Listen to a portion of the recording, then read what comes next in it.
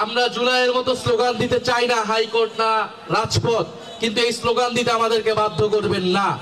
আপনারা জানেন বাংলাদেশে এখন কি হচ্ছে। আপনারা গণভোটে সবাই কি হ্যাঁ এর পক্ষে ছিলেন না? আমরা সবাই কিসের পক্ষে ছিলাম? আমরা হ্যাঁ এর পক্ষে ভোট দিয়ে গণভোটকে জয়যুক্ত করেছি, কিন্তু সেই গণভোটের গণরায়কে নিয়ে যাওয়া হচ্ছে আদালতে। গণভোটের বৈধতাকে প্রশ্ন করা হচ্ছে আদালতে। আমরা কি সেটা মানবো? মানবো না। যদি জনগণের রায়কে আদালতে নিয়ে যাওয়া হয় তাহলে আমাদেরকেও রাজপথে যেতে হবে। কথা খুবই পরিষ্কার। আমরা জুলাইয়ের মতো স্লোগান দিতে চাই না, হাইকোর্ট না রাজপথ, কিন্তু এই স্লোগান দিতে আমাদেরকে বাধ্য করবেন না। আমরা জাতীয় সংসদ হয়েছে, সংসদকে সংস্কার পরিষদ সদস্য হিসেবে ঘোষণা করতে হবে এবং গণভোটের গণরায় অনুযায়ী সকল সংস্কার বাস্তবায়ন করতে হবে। এর অন্যথা, এর বিকল্প আমরা কোনো কিছুই মেনে নিব না।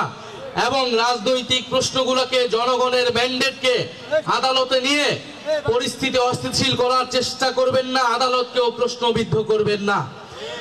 বিজ্ঞ আদালতের প্রতি আমাদের আহ্বান থাকবে, জুলাই গণ অভ্যুত্থানের হাজারো মানুষের রক্তের মধ্য দিয়ে আজকের প্রধান বিচারপতিগণ বসেছেন।